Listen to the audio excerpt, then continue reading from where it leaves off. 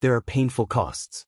Only yesterday, we lost 4 of our best sons. Our armed forces, with the help of God Almighty and in reliance upon Him, have carried out the third military operation in what is called the Battle of the Sacred Jihad, targeting sensitive objectives of the Israeli enemy in southern occupied Palestine with a salvo of ballistic missiles. The operation was conducted in coordination with allied fighters in Iran and Hezbollah in Lebanon. By the grace of God, successfully achieved its objectives.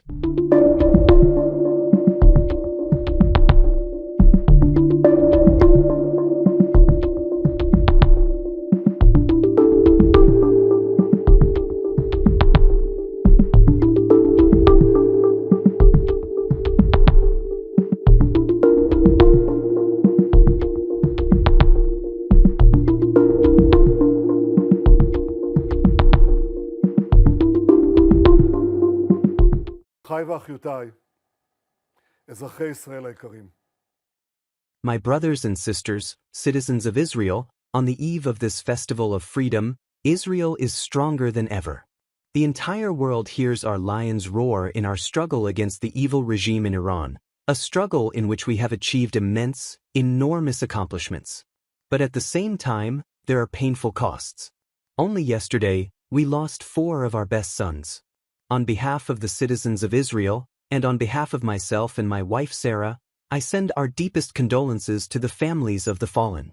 We all embrace with love the families who lost what is most precious to them, and we all embrace with love our heroic wounded in body and soul.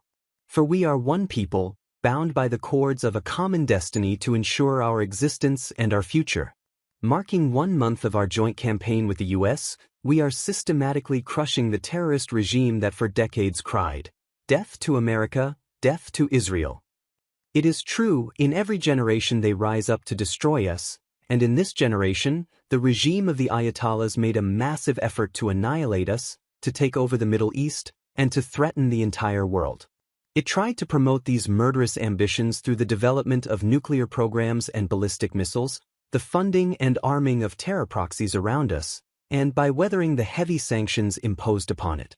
Now, I want to tell you, over the years, all of this has cost Iran nearly $1 trillion. And now it can be said, that trillion has gone down the drain. But the price we exacted from Iran did not end with money alone. In the spirit of the upcoming Passover holiday, since the beginning of the War of Redemption, we have dealt 10 plagues upon the axis of evil. The blow to Hamas in Gaza, the blow to Hezbollah in Lebanon, the blow to Assad in Syria, the blow to terrorist organizations in Judea and Samaria, the blow to the Houthis in Yemen, and 5 more blows to Iran.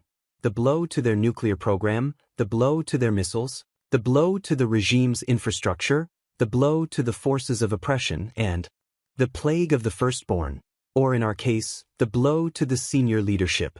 From the tyrant Khamenei to the nuclear scientists, and on to the master murderers of the Revolutionary Guard and the Basij, not to mention Nasrallah, Haniya, Deif, Sinwar, and many, many more.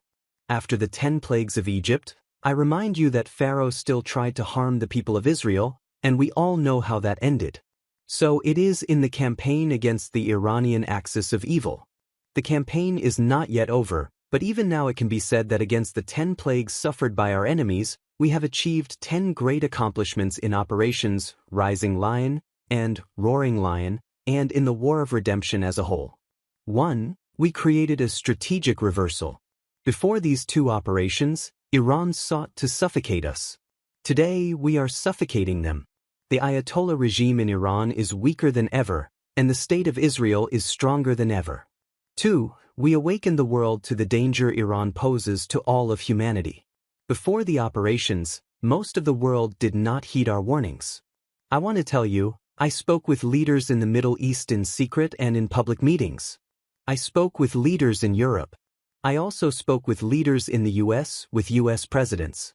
They did not internalize the danger. Today, there is no one who does not understand the magnitude of the threat. There are those who tell me in private conversations, "Prime Minister, we understand. We are afraid to say it, but we understand." And there are those who say, "We understand, and thank GD, they are also acting." 3. Before the operations, we fought Iran alone.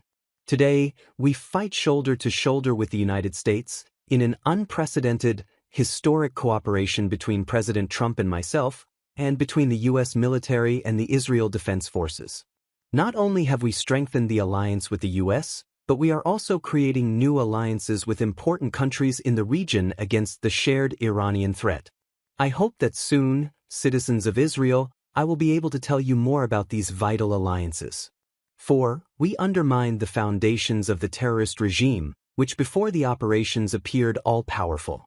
Today, following Rising Lion and the protests in Iran that followed, and following the crushing blows we have dealt Iran in Roaring Lion, we have shaken this regime.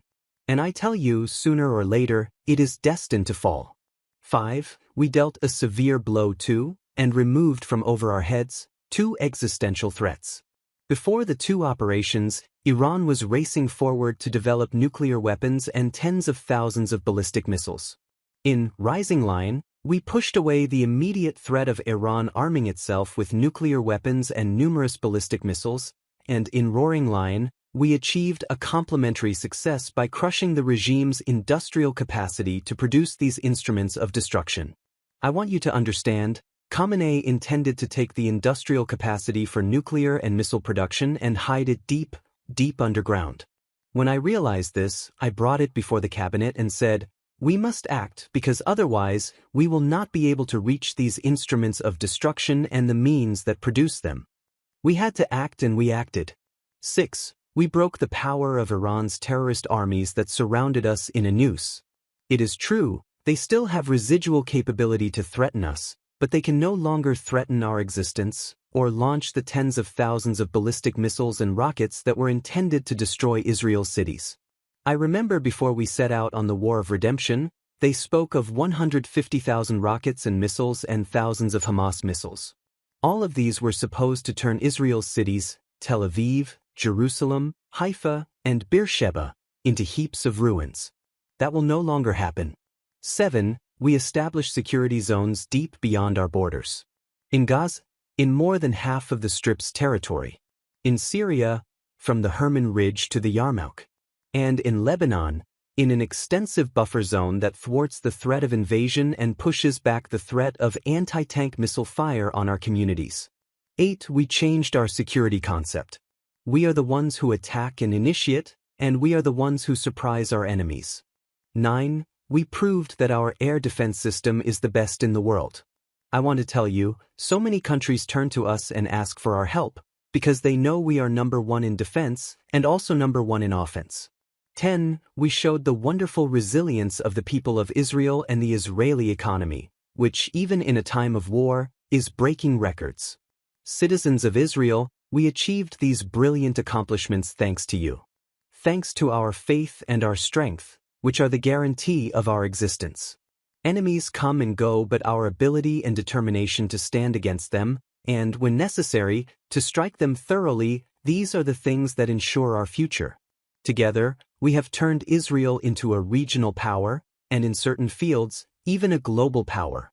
We achieved this thanks to our brave commanders and fighters in the regular and reserve forces, thanks to the fallen heroes of Israel, thanks to your steadfastness, citizens of Israel, and thanks to the courageous decisions we made in the government of Israel.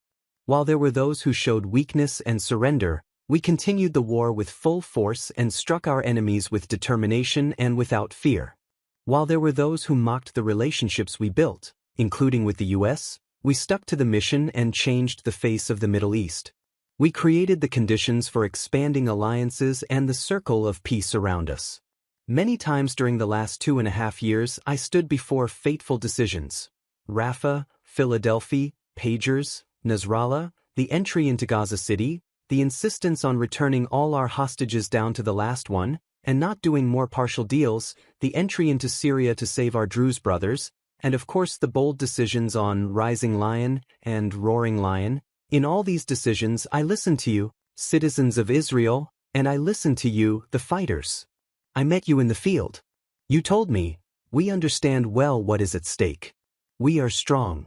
Prime Minister, do not surrender to the voices of weakness and gloom. Continue to fight. Continue to lead us from victory to victory. And that is exactly what we are doing.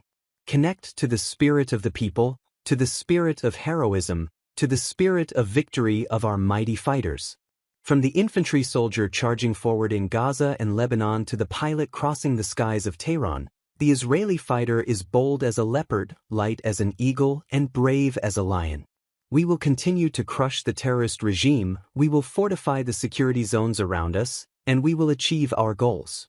In the Passover Haggadah, it is said, "And it is this that has stood for our forefathers and for us, for not only one has risen against us to destroy us, but the Holy One, blessed be He, saves us from their hand." The heritage of Israel and our right to our land is what stood for our ancestors, and it is what stands for us. The nation stands firm, and we must all continue to stand firm, and thus, with GDS help, we will ensure the eternity of Israel. A happy festival of freedom to the entire house of Israel. نفذت قواتنا المسلحة بعون الله تعالى. Our armed forces, with the help of God Almighty and in reliant upon Him, have carried out the third military operation in what is called the Battle of the Sacred Jihad, targeting sensitive objectives of the Israeli enemy in southern occupied Palestine with a salvo of ballistic missiles. The operation was conducted in coordination with allied fighters in Iran and Hezbollah in Lebanon. By the grace of God, successfully achieved its objectives. The Yemeni armed forces affirm that the enemy's move toward escalating its aggression, crimes and attacks against Lebanon, Iran, Iraq, and Palestine will only drive a free and resolute Yemen to further escalation in the coming period until the aggression is stopped and the blockade is lifted.